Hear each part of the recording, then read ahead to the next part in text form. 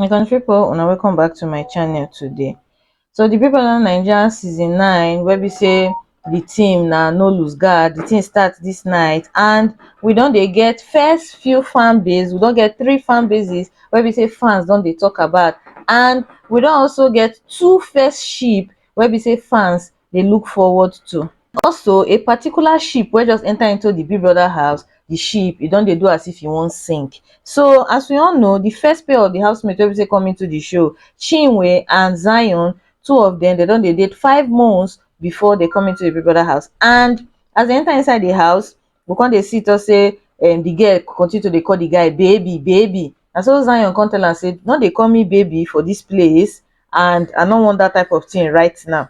The thing come dey make people dey laugh, because according to them, e mean talk say ship don dey sink. For your boyfriend wey you and enter inside Big Brother house, na e don dey tell you say make you no call am baby, so that people no go know say una two dey together or what, so that you no go come spoil e paro for am, him come there to come have fun. So I no know whether that ship don eventually sink, because with the way the boy take shun her immediately, show talk say the boy no want anything to spoil e paro for inside the house. Another ship wey be say just dey broom, wey be say people don dey clap for, na Sean and Nelly. As you all know, Nelly represent herself as a stripper, erotic dancer wey be say she be, and she and Sean dey come out, we dey see two of them, they just dey whisper into each other ears. So we come dey make fans dey talk say this one na particular ship wey be say go make a lot of people dey jealous.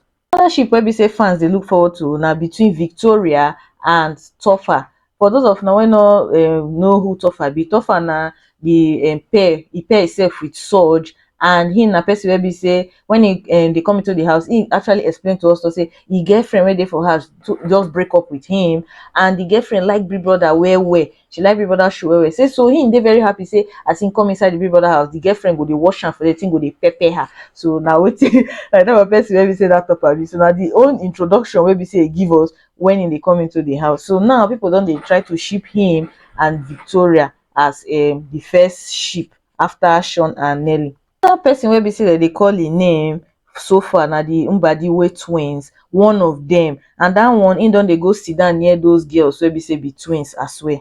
And the twin girls na Mani and Handy.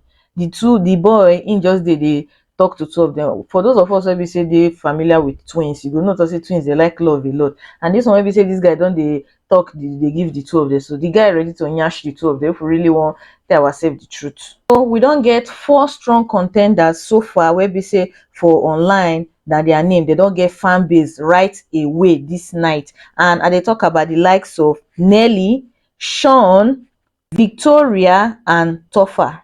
The 4 of them are the strong contenders wey we don get for this night.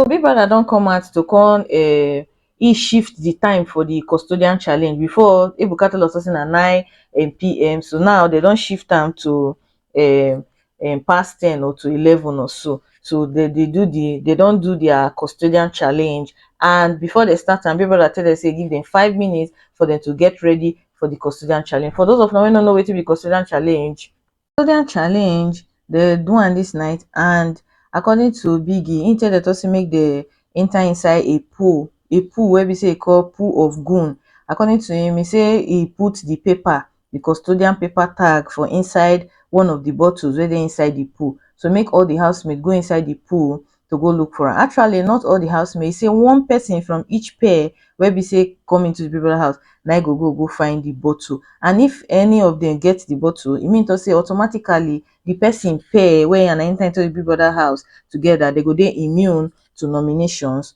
on Monday. After they get the bottle from the pool, Biggie say make nobody open their own, make they hold on until he give them further instructions. So he can give them further instruction to open the bottle and remove the orange paper where they for inside there. So you can turn out say na Nne na get the custodian tag, and her pair na Chinwe, where 2 of them they call themselves Ndine. The rules to the custodian winning, according to Biggie, is say the person wey win the team, e go dey immune to nominations from throughout this week until another person win the custodian challenge again, collect the thing from her. But wetin we no can understand now, what is the difference between the custodian holder and the head of house? So now tomorrow, now we go know wetin be the role of the head of house, since Biggie don change custodian, or he don introduce something new as custodian. And it's like after this custodian challenge, this Ezine auntie, I mean, what they call it? Ndine, the auntie herself, wey be say be Chinwe, she don't dey get strong fan base, especially from Facebook. For wetin I notice, they don't dey root for her, they don't dey call her auntie because according to them, now she na get vibe between she and her niece. So BB Titan housemate wey be say be Yvonne, she don come out to control her support for Victoria and Nelly. Nelly na the pair she pair herself with Anita. Anita na be the beauty pageant person, while Nelly na the stripper. Then for Victoria na follow Sean come, wey be say their own pair, they call them Shatoria.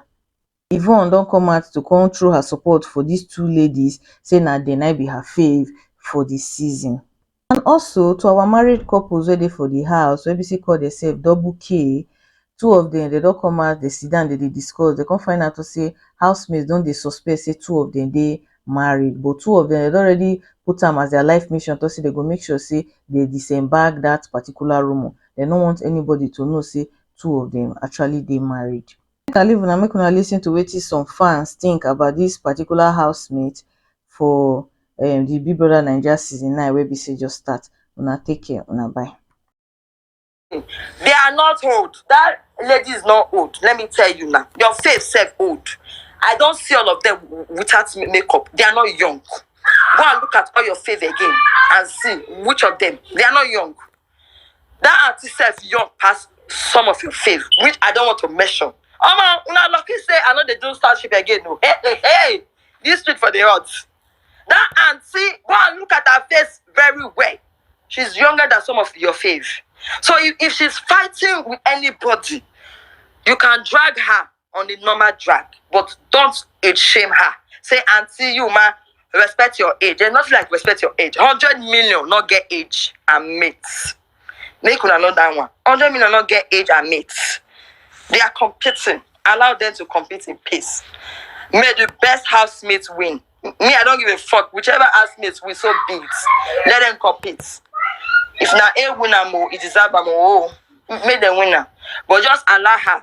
You people can drag her. Me, I don't care. You can call her this thing, but no age shame. Say, auntie, respect your age. How you say she respect her age? For 100 million.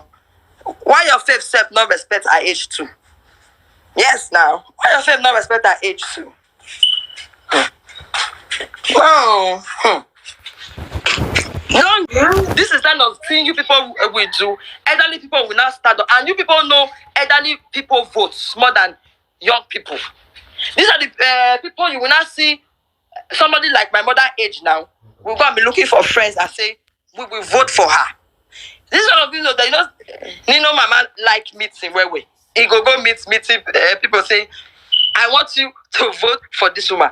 Market women. They will all come out and say, come, we will vote for her. Leave her. If she drag your face, you can drag her insult, but don't age shame.